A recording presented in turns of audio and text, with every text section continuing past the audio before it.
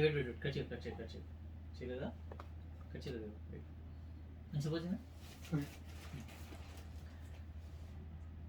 Continue చేద్దాం. Sir ఇక్కడ ముఖ్యంగా మిడిల్ ఏజ్కి వచ్చేసరికి ఒక 20 to 40 years మధ్యలో ఉన్న వాళ్ళకి ఎటువంటి ప్రాబ్లమ్స్ వచ్చే అవకాశం ఉంది, అంటే ఎలాంటి జాగ్రత్తలు తీసుకుంటే బాగుంటుంది సార్? మిడిల్ ఏజ్డ్ అంటే బిట్వీన్ 20 to 40 or 50 వరకు మనం మిడిల్ ఏజ్ పరిగణలోకి తీసుకుంటాం. కాబట్టి ఆ ఏజ్లో ప్రాబ్లమ్స్ అనేది మళ్ళీ యథావిధిగా కీళ్ళవాతం, రుమటాయిడ్ ఆర్థరైటిస్ కానీ, గౌటీ ఆర్థరైటిస్ కానీ, స్పోరియాటిక్ ఆర్థరైటిస్ కానీ, లేకపోతే ట్యూబర్కులస్ ఆర్థరైటిస్, ఇవి కామన్ ఆర్థరైటిస్ మనం చూస్తాం. ఇవి కాకుండా విటమిన్ డి, కాల్షియం డెఫిషియన్సీ వలన ఆస్టోపోరోసిస్ అనే వ్యాధి వచ్చే ఆస్కారం ఉంటుంది. ఎందుకంటే ఇండియాలో ప్రాపర్ న్యూట్రిషన్ ఉండకపోవడం, ప్రాపర్గా ఎండలో ఎక్స్పోజ్ అవ్వకపోవడం వలన ఈ కాల్షియం డెఫిషియన్సీ ఉన్న విటమిన్ డి డెఫిషియన్సీస్ వస్తుంటాయి. ముఖ్యంగా మనకు విటమిన్ డి ఏదైతే బోన్ మినరల్కి ఇంపార్టెంటో, ఆ విటమిన్ డి మనకు డైరెక్ట్లీ సన్ ఎక్స్పోజర్ ఉన్న చర్మం నుంచి ప్రొడ్యూస్ అవుతుంది. స్కిన్ లోపల కొలోకాల్సిఫెరాల్ అనే కెమికల్ ప్రొడ్యూస్ అవుతుంది. ఆ విటమిన్ మనకు చాలా ఇంపార్టెంట్, బోన్స్కి చాలా ఇంపార్టెంట్. కాల్షియం ఫుడ్ రూపంలో దొరుకుతుంది కానీ విటమిన్ డి ఫుడ్ రూపంలో కానీ చాలా తక్కువ. సో సన్ ఎక్స్పోజర్ వల్ల మనకు ఆ విటమిన్ డి ఇంపార్టెంట్. అందుకని వెస్ట్రన్ కంట్రీస్లో చాలామంది బీచ్ సైడ్ వెళ్ళి తక్కువ గుడ్డలతో పడుకుంటారు. అది కేవలం విటమిన్ డి సప్లిమెంట్ కోసమే వెస్ట్రన్ కంట్రీస్లో జనాలు అలా పడుకుంటారు. అదే ఇండియాలో ఆ ప్రక్రియ, ఆ ఆలోచన ఎవరికి తెలియదు. సో ఎక్కువగా గుడ్డలు కప్పుకొని తక్కువగా సన్ ఎక్స్పోజర్ ఉండడం, అందులో ముస్లిమ్స్ బుర్కాలు ధరించడం వలన సన్ ఎక్స్పోజర్ లేకపోవడం, ఇలాంటి సమస్యల వలన వాళ్ళకు విటమిన్ డి ఎక్కువ ప్రాబ్లమ్స్ డెవలప్ అవుతున్నాయి.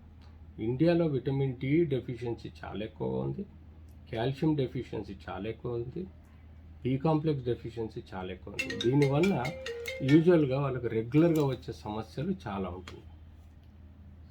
ఎలాంటి జాగ్రత్తలు తీసుకోవాలి సార్? అంటే ఎక్సర్సైజ్ కావచ్చు, ఇలాంటి ఎందుకు? అబ్సల్యూట్లీ ఇలాంటి సమస్యలు ఉన్నప్పుడు proper nutrition, balance diet, protein, calcium, protein, carbohydrate and fat సమతుల్యంలో ఉండాలి. వీలైనంత వరకు కార్బోహైడ్రేట్ తక్కువ, ప్రోటీన్ తీసుకోవాలి ఎక్కువగా. దానికి తోడు మినరల్స్, మెగ్నీషియం, పొటాషియం, అలాగే మనకు vitamin D, calcium, B complex ఉన్న liquid juices, green vegetables, green salads, fruits మనకి ఎక్కువగా ఈ యొక్క మినరల్స్ను ఇస్తాయి. సో వాటిని సమృద్ధిగా తీసుకొని సమపాలనలో రోజు సఫిషియెంట్గా తీసుకోవాలి. సపోజ్ బీద వాళ్ళు అయితే వాళ్ళు basic eggs, groundnut and green vegetables, అంతేకాకుండా కొంత కార్బోహైడ్రేట్, కొంత ప్రోటీను, అలాగే మనకు ఫ్యాట్ అనేది మోస్ట్ ఇంపార్టెంట్. అది ఎనర్జీని మెయింటైన్ చేస్తుంది బాడీలో. కార్బోహైడ్రేట్ మన గ్లూకోజ్ లెవెల్స్ని మానిటర్ చేస్తుంది. సో వాటికి సఫిషియెంట్ క్యాలరీస్ క్యాలిక్యులేట్ చేసుకోవాలి.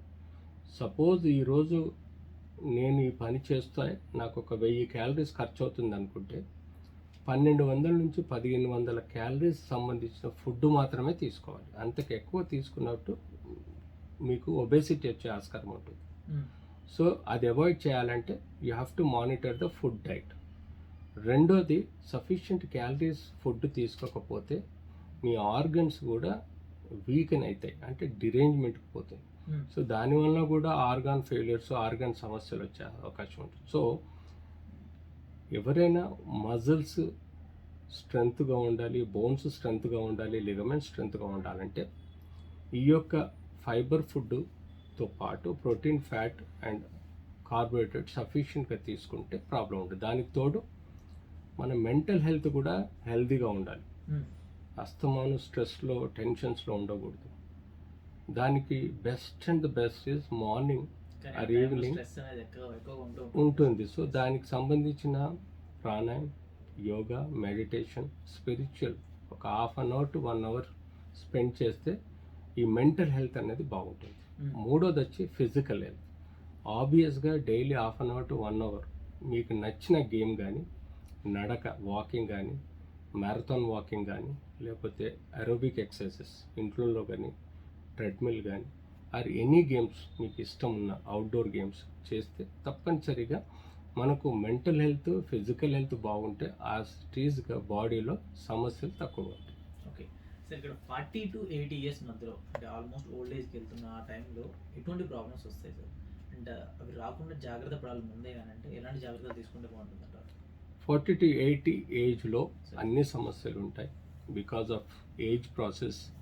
ఆ ఏజ్ ప్రాసెస్లో డిరేంజ్మెంట్స్ ఉంటాయి, క్వాలిటీ ఆఫ్ లైఫ్ డిక్రీజ్ అవుతూ ఉంటుంది, quality of bone muscles mental health కూడా డిక్రీజ్ అయ్యే ఆస్కారం ఉంటుంది. సో కోమార్బిడ్ డిసీజెస్ అప్పుడే స్టార్ట్ అవుతాయి. Comorbid disease at the age of 40లో డయాబెటిక్ రావచ్చు, హైపర్ టెన్షన్ రావచ్చు, క్యాన్సర్ రావచ్చు, కిడ్నీ డిసీజ్ రావచ్చు, లివర్ డిసీజ్ రావచ్చు, బ్రెయిన్ డిసీజ్ రావచ్చు, హార్ట్ డిసీజ్ రావచ్చు, లంగ్ డిసీజ్ రావచ్చు. Anything could be possible after the age of 35 to 40. ప్రస్తుతం వాటిని ఐడెంటిఫై చేసుకోవడం చాలా ఇంపార్టెంట్.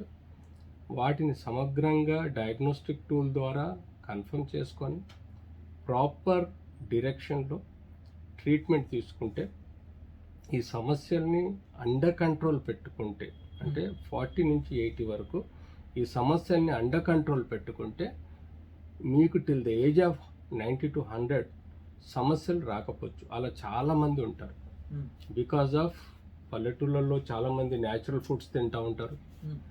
అర్బనైజేషన్లో న్యాచురల్ ఫుడ్ కన్నా ఆర్టిఫిషియల్ ఫుడ్స్ ఎక్కువ తీసుకుంటారు. చాలా పొల్యూషన్స్కి అర్బనైజేషన్లో ఎక్స్పోజ్ అవుతారు. గ్రామాలలో పొల్యూషన్ ఎక్స్పోజర్ తక్కువ ఉంటుంది. వాళ్ళు న్యాచురల్ ఫుడ్ తీసుకుంటారు కాబట్టి వాళ్ళకి హెల్తీగా ఉంటారు. సో ఇలాంటి కంపారిజన్లో చూస్తే 90-95 ఇయర్స్ వాళ్ళు హాయిగా ఏ రోగాలు లేకుండా బతికే వాళ్ళు ఎక్కువగా విలేజర్సే మనకు ఎక్కువగా కనబడుతుంటారు అర్బన్ సిటీస్ కన్నా. సో వాటిని చూసి అర్థం చేసుకొని అర్బనైజేషన్లో కూడా ఈ పొల్యూషన్ కంట్రోల్ చేసే విధంగా ఉండాలి. హైలీ న్యూట్రిషియస్ డైట్ తీసుకోవాలి, ప్రాపర్ ఎక్సర్సైజ్ చేయాలి, ఫిజికల్ మెంటల్ హెల్తీగా ఉండాలి. అలా చేస్తూ పోతే కనీసం మనం విలేజర్స్ లాగా మనం కూడా స్ట్రాంగ్ ఉండొచ్చు. Thank you sir. Thank you.